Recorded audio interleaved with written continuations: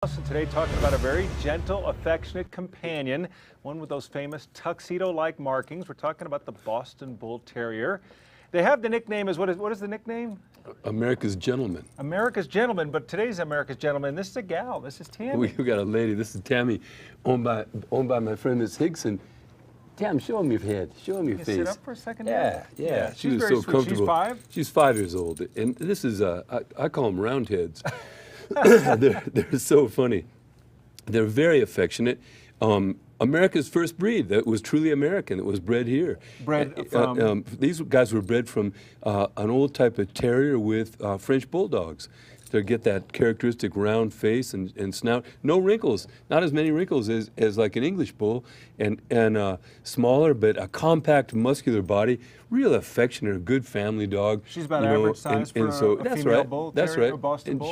She's a good example, and the characteristic markings and just hi. Yeah, she's as sweet as the day is long. She's wonderful. We always think of those pug-nosed breeds having some breathing issues, but nothing too major, you say? Not as major, you know.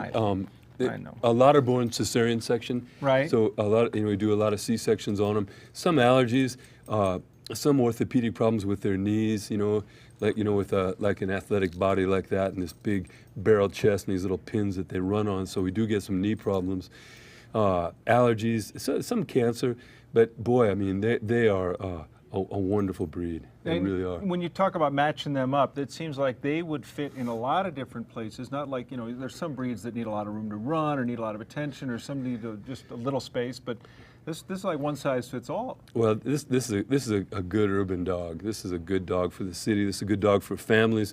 Good dog for an older person. I mean, they're affectionate and they don't make a lot of noise. Not a big barker, and they're a wonderful dog. You hear that name terrier though, you put that on the end, and you tend to think of a tough and territorial dog, but you say less so with this breed. Well, they're affectionate. They stand their ground. They don't start many fights, but they don't back down.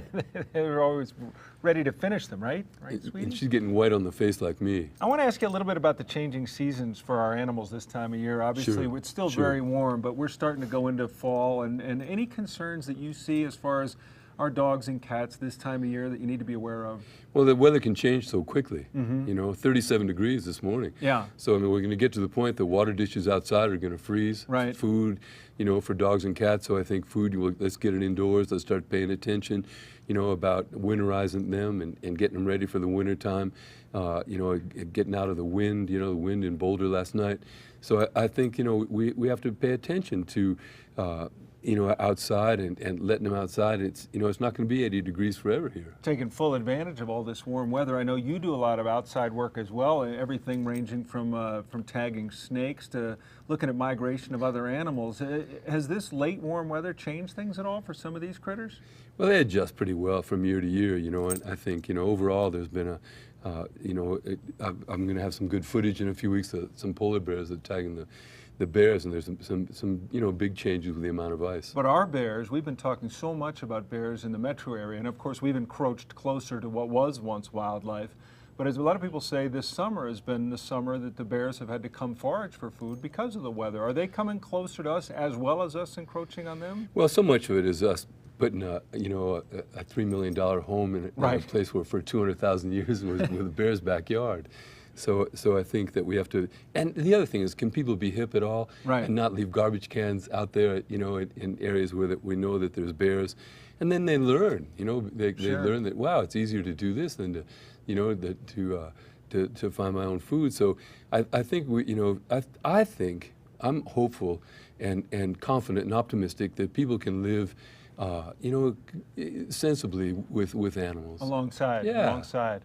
Well, it's always good to talk with you about critters, and it's nice of you to bring Tammy in and teach us a little bit about the Boston Bull Terrier. Awesome, great. Thanks for all you do for animals. Good to see you, Kevin. All right, Heather. All right, just love those ears. They're so cute. All right, still had Southwest Airlines.